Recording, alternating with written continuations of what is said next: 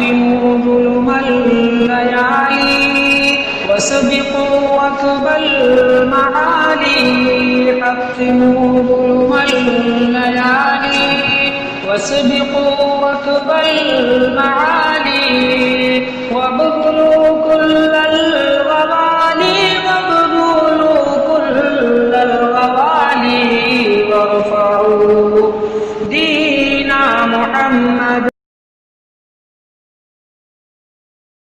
فاعوذ باللہ من الشیطان الرجیم. بسم اللہ الرحمن الرحیم.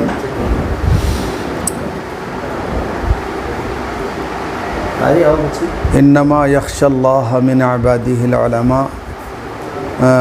آج بڑی مسرت اور خوشی کا دن ہے ہمارے لیے کہ میں اب عمر کے اس حصے میں پہنچ گیا ہوں کہ آخری عمر میں بہت سے عوارض اور مسائل اور آخرت کی فکر ہوتی ہے، تو ایک قسم کی امید اور خوف کے درمیان آدمی زندگی گزارتا ہے، اور الایمان بین الخوف والرجاء فرمایا گیا. لیکن آج طبیعت بہت مزمحل تھی صبح سے، لیکن جب ہم ان طلباء سے ملے جو 2010 میں جامعہ اسلامیہ کاشف العلوم سے فارغ ہوئے، اور ایک بڑی تعداد الحمدللہ، اور اس سے بڑی خوشی یہ ہوئی کہ یہ طلباء اپنی ذات سے ہر جگہ انجمن ہیں، یعنی اللہ کے دین کا کام کر رہے ہیں، اور ہر جگہ مینار نور بنے ہوئے ہیں.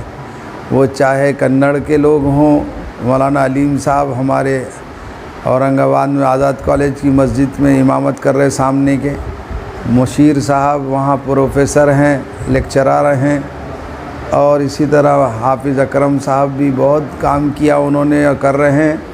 ہمارے عظیم صاحب انصار صاحب نائے کے، ہمارا نائے سے 50 سال پرانا تعلق ہے. ہم سائیکل سے جمعہ پڑھانے جاتے تھے آدھے گھنٹے میں، جبکہ آج کار سے نہیں جا سکتا کوئی اتنی، اور 1 سال مکمل ہم نے جمعہ وہاں پڑھایا، اور وہاں کے تمام بزرگوں سے بڑی محبت تھی، اور ان کی اولاد کو اللہ نے نسلوں میں فہیم آئے. اور مولوی حذیفہ ہمارے بہت ہی قریبی لوگوں میں سے ہیں. میں 74 میں امام تھا ان کے. نانا عبد الرحمن صاحب ہمارے بہت معتقد تھے، پورا گھرانہ ان کے ماموں حذیفہ کے. اللہ تعالیٰ جو ہے ان تمام بچوں کو سب کے نام یاد نہیں ہے، اور جو یہاں جمع ہوئے ہیں اللہ تعالیٰ دنیا اور آخرت کی کامیابی سے ہمکنار کرے. میری طلباء سے یہ درخواست ہے کہ بس 2 باتیں پیدا کرو، اللہ تعالیٰ تمہاری دنیا اور آخرت دونوں کو بنا دے گا. ایک تو اپنے فن اور کام میں اختصاص پیدا کرو، یعنی کمال پیدا کرو، کامیاب ہو جانا یہ نہیں ہے. اور دوسرے اخلاص پیدا کرو. اختصاص ہوگا تو دنیا بن جائے گی، اور اخلاص ہوگا تو آخرت بن جائے گی. اللہ تعالیٰ اس ہر شعبہ زندگی میں جہاں جہاں لوگ کام کر رہے ہیں، ہمارے ناندگاؤں میں فہیم مفتی فہیم کر رہے ہیں، اور اسی طرح آپ کے بہت طلباء یہاں تقریباً 30 طلباء آئے ہیں.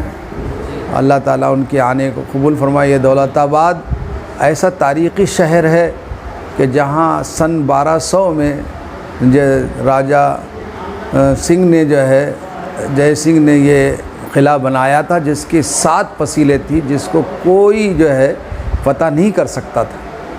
علاؤ الدین خلجی نے کمال کیا کہ اس نے دیکھا کہ دروازوں سے ہاتھی نہیں جا سکتے ہیں، اور یہاں سے اندر جانا اپنی جان کو جوخم میں ڈالنا ہے، تو اس نے سامنے کے پہاڑوں پر منجنیق اور توپ رکھ کر قلعے پر جو ہے تو بمباری کی، اور اس طرح سے سب سے زیادہ دولت دیوگری اس کا نام تھا پہلا، اس میں ملی. اور پہلے اورنگزیب کا شہر یہی تھا دولت آباد.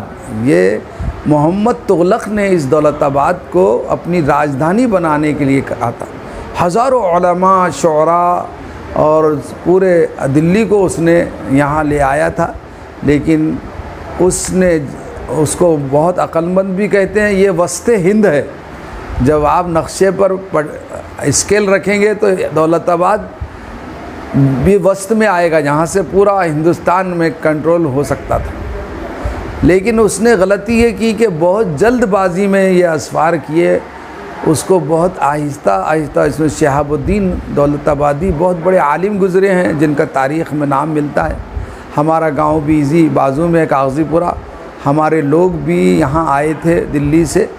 میرے نام نسیم الدین مفتاحی ہے، میرے والد کا تمیز الدین، ان کے دادا کا نام ہمارے فضل الدین، ان کے والد کا نام شیر محمد، اور ان کے والد جو ہے وہ وہاں دلی سے آنے والے قطبی صاحب. تو کاغذ بناتے تھے ہمارے لوگ. تو رات میں جب قلعے کے پاس وہ کاغذ رات میں کوٹنا پڑتا تھا، پرانے کاغذ کو اور کپڑوں کو، چھوٹے چھوٹے کپڑوں کو وہ کوٹ کر پانی میں ڈالنا پڑتا تھا. پھر 1-2 دن کے بعد اس سے میں کچھ مسالہ ڈال کے کاغذ تیار ہوتا تھا. تو جب نوابوں کے نیند میں خلل ہونے لگا تو پورے کاغذ کے بنانے والے صنعت کاروں کو کاغذی پورے میں منتقل کیا. وہاں آج تک کوئی غیر مسلم دوا کے لیے بھی نہیں.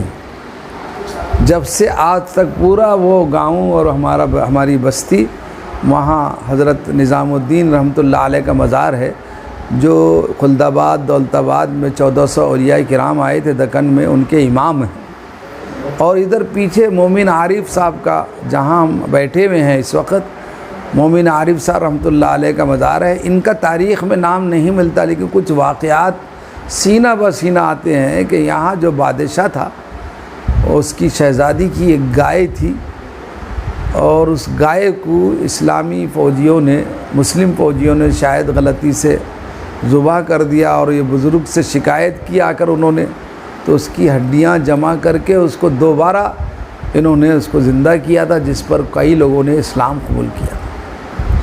تو ان کی وہ بہت زیادہ جو ہے، تو یہاں ہمارا خاندان پہلے مائل ببدت تھا، اور کاغذی پورے سے بیل گاڑیوں میں بیٹھ کر یہاں آیا کرتے تھے مومن عارف باللہ کے. بچپن میں جب ہم 4-5 سال کے تھے، اور جب ہم سائیکل سے آتے تو پیڈل مارنا نہیں پڑتا کاغذی پورے سے دولت آباد تک، خالی آپ بیٹھ جائیے. اور جاتے وقت میں اور مولانا سید فخر عالم صاحب، ہم نے 2 مرتبہ یہاں ریس لگائی سائیکل کی. ایک 1975 میں پکنک کے لیے آئے تھے، ایسی گھومنے کے لیے، کچھ دعوت کا تبلیغ کا بھی کام ہو جائے اور کچھ یہ بھی. تو 75 میں جب ہم سائیکل کا مسابقہ رکھا، ہم نے نیچے گھاٹ سے اوپر جانے تک کا، تو 2 قدم آگے ہم نکلے آخر میں. لیکن جب 85 میں ہم نے مسابقہ کیا 10 سال کے بعد، تو دونوں 2 قدم چل کے اتر گئے. یعنی زمانے کے گزرنے سے وہ مشق بھی ختم ہو گئی تھی، گاڑیوں پر آ گئے تھے جب سائیکل کی. تو اللہ تعالیٰ نے یہ جس ہم لوگوں کو یہاں جمع کیا، ہم اس پر اللہ کا شکر ادا کرتے ہیں. 3 کام کرو جا کر کہ ہر ایک مسلمان سے اور غیر مسلم سے کو فائدہ پہنچانے کا ارادہ رکھو. حضور پاک صلی اللہ علیہ وسلم نے نبی بننے سے پہلے 40 سال تک مکے کے کفار و مشرکین کو، بیواؤں کو، یتیموں کو فائدہ پہنچایا. اصل میں یہ کام ہم نے چھوڑ دیا تو حالات ملک کے، حضرت مولانا ابو الحسن علی ندوی رحمۃ اللہ علیہ کی بات کہہ کے بات ختم کرتا ہوں. ان کی پیشن گوئیاں ہندوستان میں حرف و حرف صادق آ رہی. انہوں نے کہا تھا کہ دیکھو تم اگر اپنے ہی کلیہ میں گڑ پھوڑتے رہے اور تم نے دوسرے انسانوں کو فائدہ نہیں پہنچایا تو تمہاری اذانیں بند ہو جائیں گی. ایک بات صادق آ رہی. اور انہوں نے 50 سال پہلے الفرقان میں ایک مضمون لکھا تھا کہ جتنے اصلاح کے طریقے ہیں وہ اللہ نے بدلتے رہے ہر سال. تبلیغ تو 60 سال سے نکلی ہے. اس سے پہلے کیا طریقہ تھا؟ بزرگان دین کا تھا. اس سے پہلے علم کلام جاننے والوں کا تھا. اس سے پہلے محدثین تھے، تابعین تھے، تابعین تھے، صحابہ تھے. تو فرمایا جو طریقہ رسم بن گیا، دکانداری بن گئی، اللہ نے اس طریقے کو ختم کر دیا. اور 50 سال پہلے لکھا کہ مدارس اور تبلیغی کام اس وقت اصلاح کا بہترین طریقہ ہے دونوں، لیکن یہ بھی رسم بن جائیں گے، بس ایک رسمیات چلیں گے مدرسوں میں اور تبلیغ میں، تو شاید مجھے ڈر ہے، اندیشہ ہے، 50 سال پہلے لکھا تھا کہ یہ دونوں بھی اللہ ختم کر دے.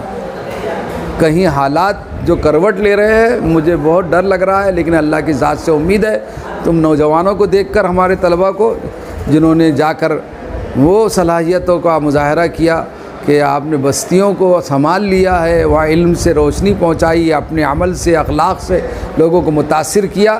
اللہ تعالیٰ تمہاری عمروں میں برکت عطا فرمائے اور تڑپنے پھڑکنے کی توفیق دے، دل مصطفیٰ سوز صدیق دے، آمین۔ وآخر دعوانا الحمدللہ۔